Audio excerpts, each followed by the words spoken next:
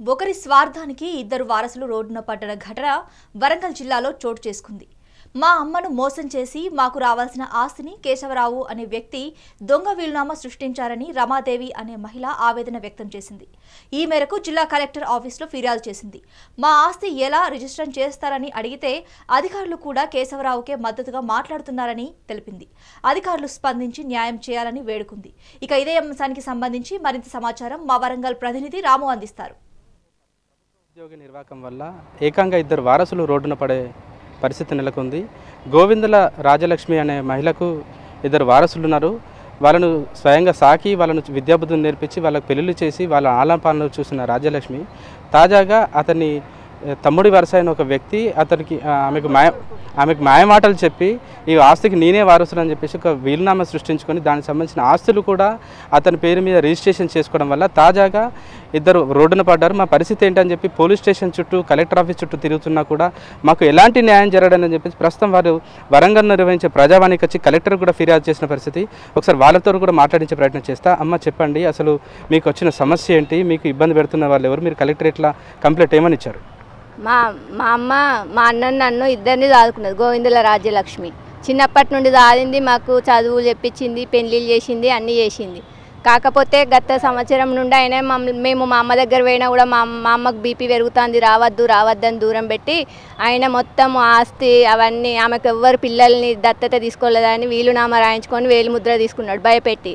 చనిపోయేదాకా కూడా ఆయన బయట పెట్టలే అవన్నీ. ఆయన పేరేంటమ్మా, ఆయన ఏం పని చేస్తాడు? లక్కం కేశవరావు. ఆయన ఎలక్ట్రిసిటీ డిపార్ట్మెంట్లో భూపాలపల్లిలో చేస్తామండి. ఇప్పుడు మేము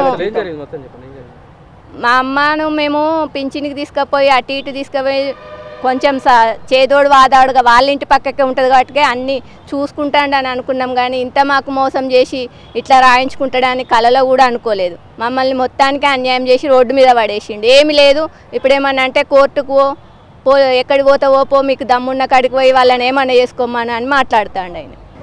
మీరు చెప్పండి, మీరు ఆమెకు ఏమవుతారు, మీరు ఏ విధంగా వారసులు, మిమ్మల్ని ఇబ్బంది పెట్టుతున్న ఆయన పేరేంటిది, దీనికి సంబంధించి మీరు ఏం కోరుకుంటున్నారు అసలు?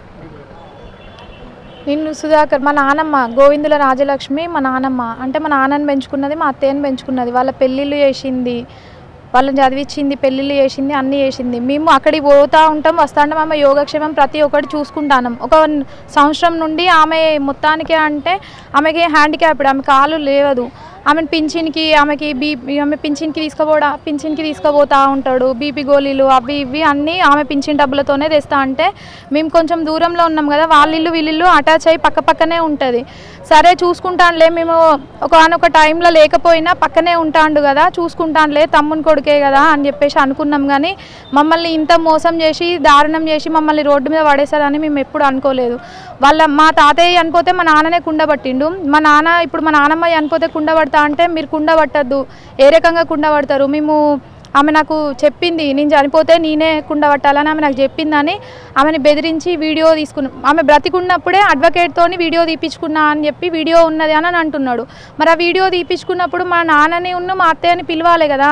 ఇట్లా ఏ రకంగా వీళ్ళు లేకుండా ఆయనే వీడియో తీపించుకొని ఆయనే అన్ని సృష్టించుకొని నాకు ఆమె చెప్పింది నేనే కుండబట్టాలి అని చెప్పేసి ఆయననే కుండబట్టిండు. 11 వద్దులు వెళ్ళేదాకా మమ్మల్ని ఎక్కడికి రావద్దు మీరు అని చెప్పేసి చెప్పిండు. పోలీస్ స్టేషన్కి వెళ్తే కూడా మేము పెద్ద మనుషులలో కూర్చొని మాట్లాడుకుంటామని అన్నారు.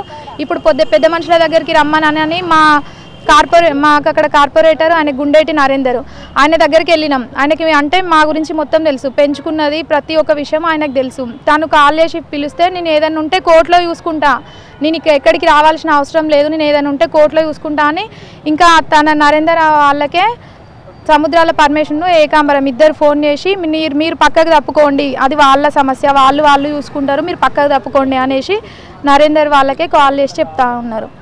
వాస్తవానికి కూడా ఈ రాజ్యలక్ష్మికి పిల్లలు లేకుంటే ఇద్దరు తమ్ముని పిల్లలను సాదుకొని వాళ్ళను దత్తత తీసుకొని వాళ్ళ యోగక్షేమాలను చూసుకొని వాళ్ళకు విద్యాబుద్ధులు నేర్పి వాళ్ళ పెళ్ళిళ్ళు కూడా చేసిన పరిస్థితి. కానీ ఈ ఆస్తిపైన కన్నేసిన వాళ్ళ తమ్ముడు కుమారుడు ఎలాగైనా ఈ ఆస్తి చేదికించుకోవాలని చెప్పేసి ఎవరైతే రాజ్యలక్ష్మి ఉంటుందో ఆమె తీవ్రంగా వేధించి ఇబ్బందులకు గురి చేసి ఆమెతోటి బలవంతంగా వేలుముద్ర వేయించుకొని వీళ్ళు ఆమె ఒకటి సృష్టించుకొని దాని తర్వాత ఏదైతే పథకం ప్రకారం ఆమె ఆస్తిని కూడా పూర్తిగా అతని పేరు మీద చేయించుకున్నారని చెప్పి వీళ్ళు బాధితులు చెప్తున్న పరిస్థితి.